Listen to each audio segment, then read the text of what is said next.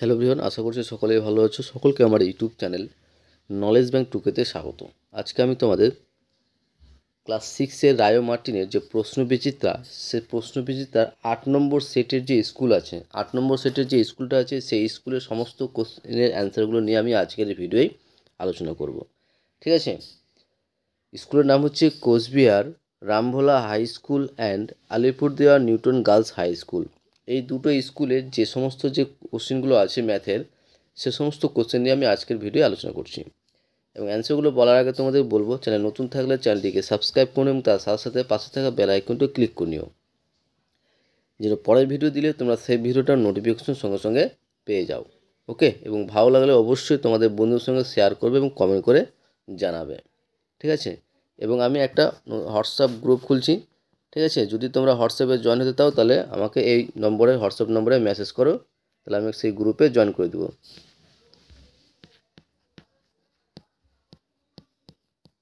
এই নম্বরে তোমরা মেসেজ করবে, তাহলে আমি তাকে সেই গ্রুপে জয়েন করে দেবো। ওকে? তাহলে শুরু করা যাক। প্রথমে যেটা আছে যে নিচের প্রশ্নগুলির উত্তর দাও। নিচের প্রশ্নগুলির উত্তর দাও। ফার্স্ট যে কোশ্চেন বলেছে যে পরস্পর মৌলিক জোড়া নির্বাচন করো। পরস্পর মৌলিক জোড়া নির্বাচন করো, অর্থাৎ নিচের যে সংখ্যা জোড়াগুলো দেওয়া আছে এগুলোর মধ্যে কোন দুটো পরস্পর মৌলিক সংখ্যা। তো প্রথমে আমাদের জানতে হবে যে পরস্পর মৌলিক সংখ্যাটা কি। প্রথমে জানতে হবে কি আমাদের পরস্পর মৌলিক সংখ্যাটা কি। যে পরস্পর মৌলিক সংখ্যা কাকে বলে? যে দুটি সংখ্যার সাধারণ গুণনীয়ক কেবল 1, সেই সংখ্যা দুটিকে পরস্পর মৌলিক সংখ্যা বলে। কি বললাম? যে দুটি, তাহলে পরস্পর মৌলিক সংখ্যা কাকে বলে? যে দুটি সংখ্যার সাধারণ গুণনীয়ক। সাধারণ গুণনীয়কটা কি? গুণনীয়ক হচ্ছে কি কি সংখ্যা দ্বারা ভাগ করা যায়, সেগুলো হচ্ছে গুণনীয়ক। তো যে দুটি সংখ্যার সাধারণ গুণনীয়ক কেবল 1 এবং সেই সংখ্যা দুটিকে পরস্পর মৌলিক সংখ্যা বলে। যেমন যে এখানে তোমরা দেখো 11 আছে, কি 11-এর এখানে দেখো যে এইটা অ্যান্সার হবে। কেন? যে দেখো 11কে যখন ভাঙতে যাই, 11-এর গুণনীয়ক কী কী? 11-এর গুণনীয়ক হচ্ছে কি 1 আর 11, আর 13-র গুণনীয়ক কি 1 আর 13। তাহলে এই দুটার মধ্যে সাধারণ গুণনীয়ক কী পড়ছে? সাধারণ গুণনীয়ক দুটো কী পড়ছে? 1 পড়ছে। তার জন্য অ্যান্সার ডি, 11 এবং 13 হবে পরস্পর মৌলিক সংখ্যা। এবার বলো যে 4 এবং 12 কেন হয় না? দেখো 4কে আমরা লিখতে পারি যে 1 গুণিত 2 গুণিত 2, আবার 12কে কি লিখতে পারি যে 1 গুণিত 2 গুণিত 2 গুণিত 2 গুণিত 3। দেখো 1 বাদেও সাধারণ গুণনীয়ক কিন্তু আরও একটা আছে, সেটা হচ্ছে 2। তার জন্য 4 এবং 12 পরস্পর মৌলিক সংখ্যা নয়। তাহলে পরস্পর মৌলিক সংখ্যা কি? অপশন হচ্ছে ডি, 11 এবং 13 পরস্পর মৌলিক জোড় সংখ্যা। আশা করছি বুঝতে পেরেছো। তারপরে নেক্সট কোশ্চিন দেখো। নেক্সট কোশ্চিনটা বলেছে যে একটা সংখ্যা দেওয়া আছে 528732 সংখ্যাটির দুটি দুইয়ের স্থানীয় মানের গুণফল কত? তো প্রথমে আমাকে সেই দুটা দুইয়ের স্থানীয় মানটা বের করি। তো প্রথম যে 2 আছে তার স্থানীয় মানটা কী হবে? প্রথম 2-এর স্থানীয় মান হবে 2 থাকবে এবং 2 এর পরে কয়টা সংখ্যা আছে সেটা গুনতে হবে। তো 2 এর পরে দেখো 5টা সংখ্যা আছে, তার জন্য 5টা 0।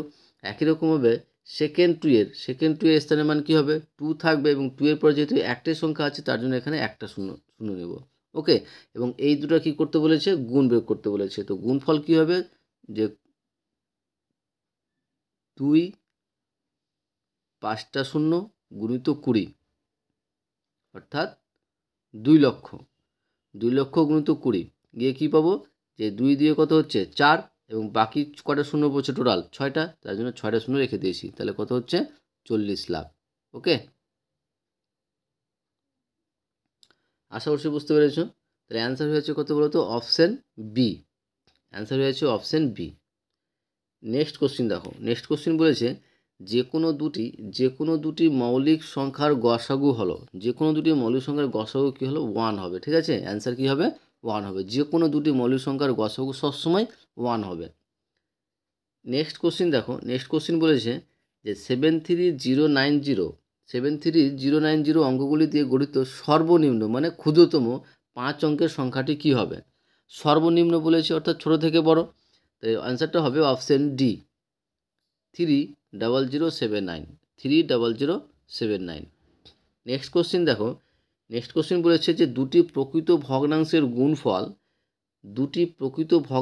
গুণফল সর্বদা প্রকৃত ভগ্নাংশ হবে না অপ্রকৃত ভগ্নাংশ না মিশ্র ভগ্নাংশ না এর মধ্যে কোনোটিই নয়। তো প্রথমে জানতে হবে আমাকে যে প্রকৃত ভগ্নাংশটা কী।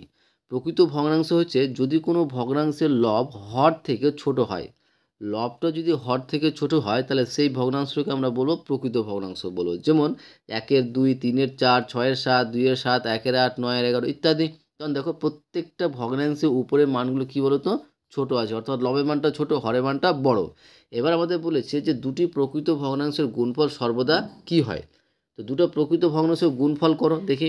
যে প্রথমে আমরা কী নিলাম 1/2 এবং 3/4, দুটি প্রকৃত ভগ্নাংশ। আর এই দুটোর গুণ করে কী পাচ্ছি 3/8, গুণ করে কী পাচ্ছি এটা প্রকৃত ভগ্নাংশ পাচ্ছি। তাহলে এটা একটা করো 2 এবং 6/7 নিলাম, এই দুটো গুণফল কী পাচ্ছি 6/14 অর্থাৎ 6/14, এটা একটা প্রকৃত ভগ্নাংশ। তার মানে যে একটা জিনিস কী বুঝলাম এখানে যে যদি কোনো দুটি প্রকৃত ভগ্নাংশের গুণফল করি তাহলে সর্বদা কী হবে, সর্বদা প্রকৃত ভগ্নাংশ হবে। অ্যান্সার হবে কি এ। ওকে, অ্যান্সার হয়ে গেল এ, প্রকৃত ভগ্নাংশ। নেক্সট কোশ্চেন দেখো, বলেছে 50কে রোমান অক্ষরে প্রকাশ করলে কি হবে। 50কে রোমান অক্ষরে প্রকাশ করলে অ্যান্সার হবে এল। ঠিক আছে, অপশান এ, এল হচ্ছে 50-এর রোমান অক্ষর সংখ্যা। নেক্সট কোশ্চেন বলেছে যে রোমান সংখ্যাগুলির কোনটি সঠিক নয়। এর নিচে যে রোমান সংখ্যাগুলি দেওয়া আছে এর মধ্যে কোনটা সঠিক নয়। বাকি ডি নম্বরটা সঠিক নয়, বাকি সবটি সঠিক। অ্যান্সার হবে অপশান ডি, ILXX। ঠিক আছে, এটা কিন্তু রোমান অক্ষরের মধ্যে পড়ছে না। নেক্সট কোশ্চেন দেখো, বলে এক্সের 1/3 এক্সের 1/3 ওয়াইয়ের অর্ধেক অপেক্ষা সমান বা ক্ষুদ্রতর নয়, এর বীজগাণিতিক সংখ্যামালা নিচের মধ্যে কোনটি হবে। অ্যান্সার হবে option D, x/3 not equal to y/2। ঠিক আছে, এটা হবে এটা অ্যান্সার। নেক্সট 9 নম্বর, যে প্রদত্ত কোনটি স্থূলকোণ। প্রদত্ত কোণটি মানে নিচের কোণগুলোর মধ্যে কোনটা স্থূলকোণ সেটা বের করতে বলেছে। তো প্রথমে আমাকে জানতে হবে যে স্থূলকোণটা কী। স্থূলকোণ হচ্ছে 90 ডিগ্রি থেকে বড় কিন্তু 180 থেকে ছোট কোণগুলিকে আমরা কি বলবো, স্থূলকোণ বলবো। 90 ডিগ্রি থেকে বড় এবং 180 থেকে ছোট যতগুলো কোণ আছে সে সমস্ত কোণগুলিকে আমরা বলবো স্থূলকোণ। তো এটার মধ্যে দেখো যে 90 থেকে বড় এবং 180 থেকে ছোট কোণ দুটো কোনটা পড়ছে, সেটা হচ্ছে কি বলতো অপশান এ 91। কারণ 91টা হচ্ছে 90 থেকে বড় এবং 180 থেকে ছোট। বাকি সবটি কী হচ্ছে, হয় 180 থেকে বড় আছে নাহলে 90 থেকে ছোট আছে। তাই অ্যান্সার হচ্ছে আমার কী বলতো option A 91। Next 10 number question দেখো, 10 নম্বর কোশ্চেন বলেছে যে একটি ত্রিভুজের মোট বাহুর সংখ্যা হলো, একটা ত্রিভুজের মোট বাহু সংখ্যা হচ্ছে 3টি। কারণ ত্রিভুজের সঙ্গে হয়েছে যে ত্রিভুজের সঙ্গে হচ্ছে 3টি বাহু দ্বারা গঠিত সামতুলিক চিত্রকে বা ক্ষেত্রকে বলা হয় ত্রিভুজ। ঠিক আছে, তো ত্রিভুজের বাহুর সংখ্যা হচ্ছে 3টি। এই গেল আমাদের 1 নম্বর কমপ্লিট। এবার আসছি আমরা 2 দাগের কোশ্চেনগুলো নিয়ে, এবং 2 দাগের কোশ্চেনগুলোর অ্যান্সার বলার আগে তোমাদের বলবো চ্যানেল নতুন থাকলে চ্যানেলটিকে সাবস্ক্রাইব করে এবং তার সাথে সাথে পাশে থাকা বেল আইকনটি ক্লিক করে নিও, যেন নেক্সট ভিডিও দিলে তোমরা সেই ভিডিওটার নোটিফিকেশন সঙ্গে সঙ্গে পেয়ে যাও। ভালো লাগলে অবশ্যই বন্ধুদের সঙ্গে শেয়ার করবে এবং কমেন্ট করে জানাবে। নেক্সট 2 নম্বর বলেছে যে কোনো 4টি প্রশ্নের উত্তর দাও। প্রথম যে কোশ্চেনটা আছে দেখো, প্রথম কোশ্চেনটা আছে যে দুটি সংখ্যার গুণফল যদি এতটি হয়, একটি সংখ্যা যদি 5 হয় তাহলে অপরটি কত। তাহলে দুটি সংখ্যার গুণফল হচ্ছে এতটি, একটি সংখ্যা এতটি, তাহলে অপরটি হবে যে গুণফলকে যদি আমরা একটি সংখ্যা দিয়ে ভাগ করলে কিন্তু অপর সংখ্যাটি পেয়ে যাব। ঠিক আছে, তাহলে অপর সংখ্যাটি হবে যে 1,50,50,90,000/5। এটা কাটাকাটি করলে পাবো আমরা, দেখো যে এই সংখ্যাটা পাবো 3010098। ঠিক আছে, এই অ্যান্সারটা হবে। আর তোমাদের ভাগটা এখানে দেখে নাও, আমি ভাগটা এই সাইডে করেছি, এখানে ভাগটা দেখে নিও। ওকে, তাহলে অ্যান্সার হচ্ছে কত 3010098। এটা হচ্ছে আমাদের এটার অ্যান্সার। সাইডে ধরো যে কাটাকাটি করতে না পারো তাহলে ভাগ করে নেবে, আর ভাগটা কিন্তু আমি সাইডে করে দিয়েছি, সেটা দেখে নিও। নেক্সট কোশ্চেন দেখো, নেক্সট কোশ্চেন বলেছে যে সুনিতার কাছে 36টি কুল আছে, সে তার মোট কুলের এতটি অংশ রাজীবকে দেবে। সুনিতা কতগুলি কুল রাজীবকে দেবে। তাহলে সুনিতার কাছে মোট কুল আছে কত 36টি, সে রাজীবকে দেবে কত সেই মোট কুলের 2/3 অংশ, তাহলে 36 ইন্টু 2/3, তাহলে 3 বারং কত হয় 36 আর 12 দিয়ে কত 24, তাহলে আমার অ্যান্সার হচ্ছে কত 24টি। ওকে, নেক্সট কোশ্চিন দেখো 3 নম্বর, যে 5 থেকে কত বিয়োগ করলে বিয়োগফল 5 থেকে কত বিয়োগ করলে বিয়োগফল আমার কি বলতো 2.172 হবে। তো 5 থেকে যদি আমরা এই টার্মটা বাদ দিয়ে দিই তাহলে তো বুঝে যাব যে এখানে এসে কত বিয়োগ করলে আমরা এটা পাবো।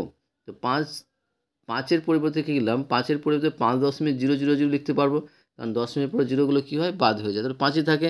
কেন জিরোগুলো দিলাম দশমিক বসিয়ে, কারণ আমার এখানে দশমিকের পর 3টা সংখ্যা অলরেডি আছে তার জন্য দিয়েছি, ঠিক আছে। তাহলে 0 থেকে 2 বাদ দিলে 8, 1 চলে আসলো, আবার 0 থেকে 8 বাদ দিলে 2, 1 চলে আসলো, 10 থেকে 2 বাদ দিলে 8, 1 চলে আসলো, আর 5 থেকে 3 বাদ দিলে 2, তাহলে কত বাদ দিতে হবে, তাহলে যে 5 থেকে যদি আমরা 5 থেকে যদি আমরা 2.828 বিয়োগ করলে বিয়োগফলটা 2.172 হবে। নেক্সট 4 নম্বর দেখো, 4 নম্বর কোশ্চেন বলেছে 1 থেকে 10 পর্যন্ত সমস্ত পূর্ণসংখ্যাগুলি লেখো। 1 থেকে 10 পর্যন্ত সমস্ত পূর্ণসংখ্যাগুলি লেখো। 1 থেকে 10 পর্যন্ত পূর্ণসংখ্যাগুলি হলো 1 2 3 4 5 6 7 8 9 10, এগুলো হচ্ছে 1 থেকে 10-এর মধ্যে পূর্ণসংখ্যা।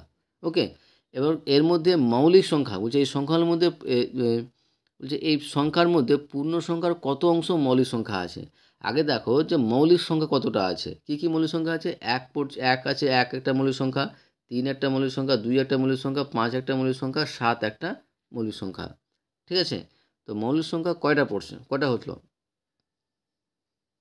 এখানে মৌলিক সংখ্যা কটা পাচ্ছি আমরা, 4টা পাচ্ছি।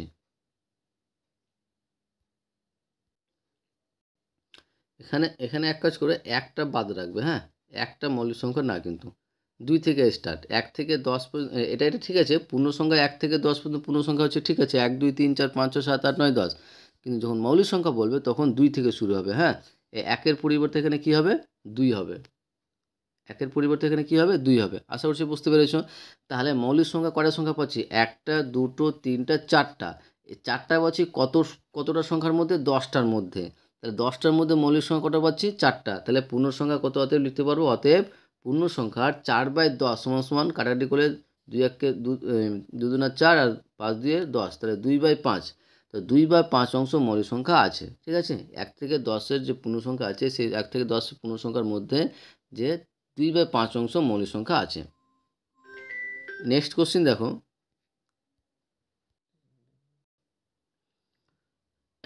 নেক্সট কোশ্চিন আছে যে চিহ্ন এবং প্রতীক দিয়ে বীজগাণিতিক সংখ্যাগুলি তৈরি করো। কি আছে, x-এর 3 গুণ থেকে 8 বিয়োগ, x-এর 3 গুণ থেকে 8 বিয়োগ কী হবে 3x - 8, 3x - 8, অ্যান্সার হবে x-এর 3 গুণ মানে কি 3x, এই 3 গুণ x-এর 3 গুণ থেকে 8 বিয়োগ, তো বিয়োগ 8, এটা হচ্ছে অ্যান্সার।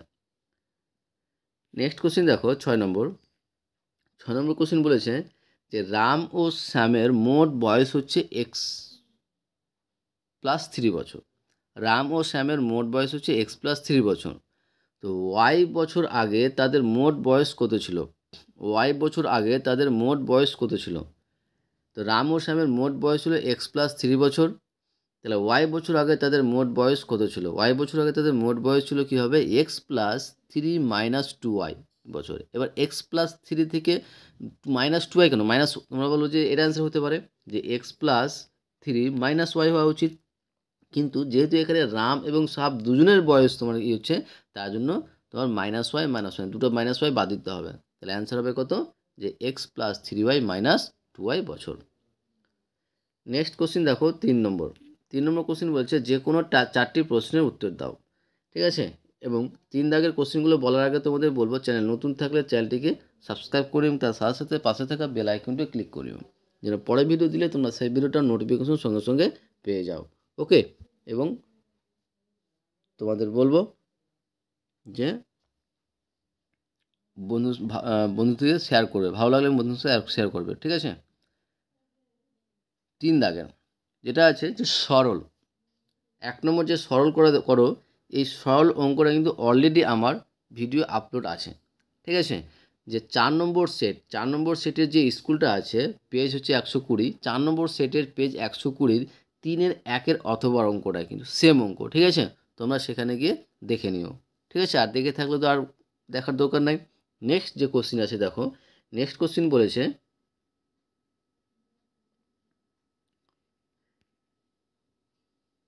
যে 3/7 সঙ্গে 6/7 3 গুণ যোগ করলে যোগফলটি কত? এখানে কি বলেছে ভালো করে বুঝবে। 3/7 সঙ্গে 6/7 3 গুণ যোগ করলে, তো 3/7 সঙ্গে যোগ করছে 6/7 3 গুণের যোগ করলে কত পাবো, ঠিক আছে? তাহলে এখানে কি হচ্ছে যে 3/7 প্লাস 6/7 গুণিত 3, তাহলে 3/7 প্লাস 318/7, যে ভগ্নাংশ যোগ করলে কী পাবো, লসাগু 7 হবে। আর তাহলে কি 7 দিয়ে ভাগ করলে 1, 1-এর সঙ্গে 3, তাহলে 3 প্লাস 18 একই রকমভাবে গিয়ে পাচ্ছি 21/7, কাটাকাটি করলে কত পাচ্ছি 3, অতএব নির্ণয় যোগফল কত হবে 3 হবে। ওকে, নেক্সট কোশ্চিন দেখো, নেক্সট কোশ্চিন বলেছে যে দুটি সংখ্যার গসাগু এবং লসাগু যদি যথাক্রমে 8 এবং 280 হয়, একটি সংখ্যা 56 হয়, তাহলে অপরটি কত? তো দুটি সংখ্যার গসাগু দেওয়া আছে 8, এবং লসাগু দেওয়া আছে কত 280, একটি সংখ্যা 156 দেওয়া আছে, তাহলে অপরটি কত হবে? তাহলে অপরটি নির্ণয় হচ্ছে, অপরটির ফর্মুলা হচ্ছে যে লসাগু গুণিত গসাগু বাই একটি সংখ্যা, বা গসাগু গুণিত লসাগু বাই একটি সংখ্যা। তাহলে অপরটি হবে এখানে, যে এখানে তোমার দেওয়া আছে অলরেডি যে গসাগু দেওয়া আছে, তাহলে 8 গুণিত 280/56, ঠিক আছে? তাহলে 8 4 7 28, আর 7 দিয়ে কাটলে কত হচ্ছে 40, গিয়ে কত পাচ্ছি অ্যান্সার হয়ে যাচ্ছে তোমার 40। আশা করছি বুঝতে পেরেছো। এবার নেক্সট কোশ্চিনে আসি। নেক্সট কোশ্চিন দেখো, নেক্সট কোশ্চিনে বলেছে কি যে 4 নম্বর, যে 2 জন শ্রমিক একদিনে একটি দরজার এতটি অংশ পালিশ করতে পারে। 2 জন শ্রমিক একদিনে একটি দরজার 1/3 অংশ পালিশ করতে পারে। তো দুদিনে একটি দরজার 2/3 অংশ পালিশ করার জন্য কতজন শ্রমিক লাগবে সেটা বের করতে বলেছে। তো এক্ষেত্রে সমস্যাটি কী হবে দেখো, সমস্যাটি হবে সময় ব্র্যাকেটের দিন দিয়ে দিবে, দরজার পরিমাণ ব্র্যাকেটের অংশ দিয়ে দেবে, এবং শ্রমিক সংখ্যা ব্র্যাকেটের জন দিয়ে দেবে। প্রথম ক্ষেত্রে দেখো যে একদিনে 1/3 অংশ করার জন্য শ্রমিক সংখ্যা কতজন লাগছে, 2 জন লাগছে। এই যে এখানে দেখো, যেখানে যে 1/3 অংশ পালিশ করতে একদিনে কতজন লাগছে, 2 জন লাগছে। ওকে, তো ওটাই লিখেছি যে একদিনে 1/3 অংশ পালিশ করতে শ্রমিক সংখ্যা লাগে 2 জন, তাহলে 2/3 অংশ পালিশ করতে কতজন শ্রমিক লাগবে সেটা বের করতে বলেছে। আর এটা বের করার পর আমাকে বুঝতে হবে যে এই দুটোর মধ্যে সম্পর্কটা কী আছে। যদি তোমরা সম্পর্কটা তৈরি করতে পেরে যাও যে এর মধ্যে সরল সম্পর্ক আছে না ব্যস্ত সম্পর্ক আছে, তাহলে অঙ্কটা করতে খুবই তোমাদের সহজ হবে, ঠিক আছে? বা অন্য অঙ্ক থাকলেও নিজে থেকেই করতে পারবে যদি বুঝে নাও। তো আমি সম্পর্কটা কিভাবে তৈরি হচ্ছে সেটা একবার আমি এখানে বোঝানোর চেষ্টা করছি, কিভাবে আমরা ব্যস্ত সম্পর্ক পাবো আর কীভাবে সরল সম্পর্ক পাবো। তো তোমাদের একটা জিনিস মাথায় রাখবে, যে যেখানে দেখবে যে সময় এবং জোন থাকবে, দিন বা সময় বা ক্রমিক সংখ্যা বা কোনো একটা জোন থাকবে, যে সময় এবং শ্রমিক সংখ্যা যদি থাকে তাহলে সেক্ষেত্রে কিন্তু সবসময় কী হবে, ব্যস্ত সম্পর্ক হবে। বা লোক সংখ্যা, সময় এবং লোক সংখ্যা থাকলে তুমি ভেবে নেবে সের মধ্যে ব্যস্ত সম্পর্ক আছে, ঠিক আছে? এবার তার ক্ষেত্রেও যদি একটু কনফিউজ থাকে তো মনে রাখবে এইভাবে, দেখো এখানে যে একদিনে কতজন শ্রমিক লাগছে, 2 জন শ্রমিক লাগছে। তো দুদিনের শ্রমিক কতজন লাগবে, অবশ্যই কি কম লাগবে। যদি দিন সংখ্যা বেড়ে যায় তো শ্রমিক সংখ্যা কম লাগবে। তাহলে একটা বাড়ছে একটা কমছে, তার মানে কি ব্যস্ত সম্পর্ক। আর যদি দুটোই বাড়ে বা দুটোই কমে তাহলে সেক্ষেত্রে কী হবে, সরল সম্পর্ক হবে। এক্ষেত্রে দেখো যে 1/3 অংশ করতে পালিশ করতে কতজন লাগছে, 2 জন লাগছে। তো 2/3 অংশ পালিশ করতে কতজন লাগবে, তাহলে তোমার দরজার পরিমাণটা যদি বেড়ে যায় তাহলে শ্রমিক সংখ্যা কী লাগবে, শ্রমিক সংখ্যা বেশি জন লাগবে। তাহলে এক্ষেত্রেও বাড়ছে এক্ষেত্রেও বাড়ছে, তাহলে দুটোর ক্ষেত্রে যেহেতু বেড়ে যাচ্ছে তাহলে কী হবে, সরল সম্পর্ক হবে। তাহলে কী পেলাম, প্রথম ক্ষেত্রে প্রথম ছকের ক্ষেত্রে মানে এটার সময় এবং এর শ্রমিকের মধ্যে আমরা কী পেলাম, ব্যস্ত সম্পর্ক, এবং এটার সঙ্গে এটার সম্পর্ক কী পেলাম, সরল সম্পর্ক পেলাম। তখন যখন সম্পর্ক আমরা পেয়ে গেলাম তখন কী করবে, অতএব নির্ণয় শ্রমিক সংখ্যা চেয়েছে, শ্রমিক সংখ্যা লিখে দিলাম। শ্রমিক সংখ্যা 2 আছে 2 থাকলো, ঠিক আছে? 2 আছে, এই 2টা থাকলো, এই 2টা থাকলো, 2 ইন্টু দেখো একবার দেখে নিচ্ছি, এই যে 2 তো থাকবেই, ইন্টু, এবার দেখো যেহেতু সময় এবং দিন শ্রমিকের মধ্যে ব্যস্ত সম্পর্ক, তো ব্যস্ত সম্পর্ক থাকলে এই টার্মটা কী হবে, সিধাসিধি বসে যাবে, মানে 1/2 আকারেই বসে যাবে। কিন্তু তারপরে দেখো কী আছে, সরল সম্পর্ক আছে। সরল সম্পর্ক থাকলে এই টার্মটা কী বলো তো, উল্টিয়ে বসবে, মানে যে 2-এর 3টা হবে উপরে আর 1-এর 3টা হবে নিচে, তো 2/3/1-এর 3। আশা করছি বুঝতে পেরেছো। তাহলে সমান দিয়ে দেখো, সমান 2 × 1/2 ইন্টু 2/3 ইন্টু উল্টে যাবে 3/1 হয়ে যাবে, তাই 3 দিয়ে কেটে যাচ্ছে, 2 কেটে যাচ্ছে, তোমার অ্যান্সার হয়েছে কত, 2 জন। ঠিক আছে, অ্যান্সার হয়ে গেল 2 জন। তারপরে নেক্সট কোশ্চিন দেখো 5 নম্বর। 5 নম্বর কোশ্চিন বলেছে যে অসিত ও তার দল ঠিক করেছে 33 দিনে এতটি কিমি রাস্তা তৈরি করবে। তারা প্রতিদিন যদি এতটি কিমি প্রতিদিন রাস্তা তৈরি করলেন, তাহলে এবার ঠিক সময়ে বাকি কাজটি শেষ করতে হলে তাদেরকে বাকি দিনের প্রতিদিন কতটুকু রাস্তা তৈরি করতে হবে, এটা বের করতে বলেছে। দেখবে যে এই অঙ্কটা অলরেডি কিন্তু সেট 1-এর অঙ্ক। ঠিক আছে, সেট ওয়ানের যে স্কুলটা আছে, অর্থাৎ প্রথম স্কুলটা 118 পেজের 3-এর 4 নম্বর অঙ্কটা সেম, শুধুমাত্র ওখানে এই জায়গাটা একটু আলাদা পাবে, সেটা হচ্ছে ওয়াসিতের জায়গায় শুধু মেহবুব। ঠিক আছে, ওয়াসিতের জায়গায় শুধু মেহবুব, বাকি সব কিন্তু সেম। ঠিক আছে, তো ওখানে নামও লেখার দরকার নেই, অঙ্কটা যেভাবে করা আছে সেভাবেই করে নেবে। ঠিক আছে, কত নম্বর, যে সেট 1-এর যে স্কুলটা আছে পেজ 118 3-এর 4 নম্বর কোশ্চিনটা সেম কোশ্চিন। আর এই কোশ্চিনে এই প্রথম সেটের স্কুলের যে ভিডিও কিন্তু আমি আপলোড করে দিয়েছি। ঠিক আছে, যদি তোমরা না দেখে থাকো এই অঙ্কটা, তাহলে তোমরা সেখানে গিয়ে দেখে নিতে পারো।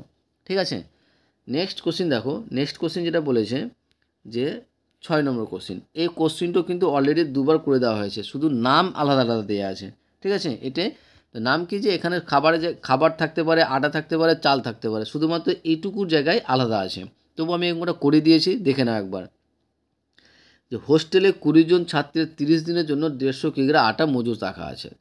হোস্টেলে 20 জন ছাত্রের বলছে 30 দিনের জন্য 150 কিগ্রা আটা মজুত রাখা আছে, কিন্তু 30 কিগ্রা আটা নষ্ট হয়ে গেছে ও 5 জন ছাত্র বাড়ি চলে গেছে। তাহলে বাকি যে আটা থাকছে, তাহলে অবশিষ্ট যে ছাত্র থাকবে, সেই অবশিষ্ট ছাত্রের কতদিন চলবে সেটা আমাদের বের করতে বলেছে।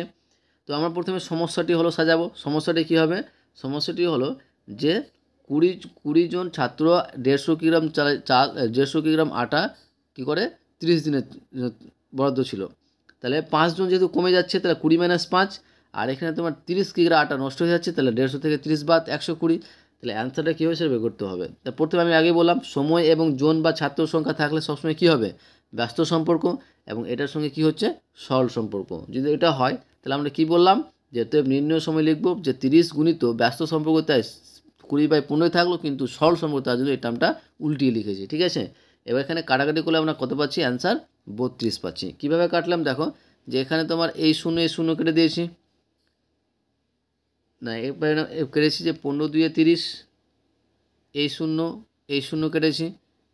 এখানে দেখো তোমার কত দিয়ে, 3 দিয়ে, 3 × 4 = 12, 3 × 4 = 12, 0 গিয়ে কাটাকাটি হচ্ছে, তোমার টোটাল হচ্ছে কত, অ্যান্সার হচ্ছে 32। ঠিক আছে, তোমরা কাটাকাটি একবার ঠিকঠাকভাবে দেখে নিও, কারণ কাটাকাটি তো বিভিন্ন রকমভাবে করা যায়। আমি যেভাবে করি সেভাবে যে তোমাদের কাটাকাটি করতে হবে এটা তাই না, বিভিন্ন রকম তোমরা নিজের যেটা জানো সেভাবে তোমরা কাটাকাটি করে নিও। নেক্সট কোশ্চিন, আর নেক্সট বলতে এটাই লাস্ট কোশ্চিন ছিল। ঠিক আছে, অতএব দিয়ে অ্যান্সার রেখে দেবে, বাকি আটায় অবশিষ্ট ছাত্রের আর 32 দিন চলবে। আশা করছি তোমাদের ভিডিওটা ভালো লেগেছে। ওকে, থ্যাংক ইউ ভিডিওটা দেখার জন্য।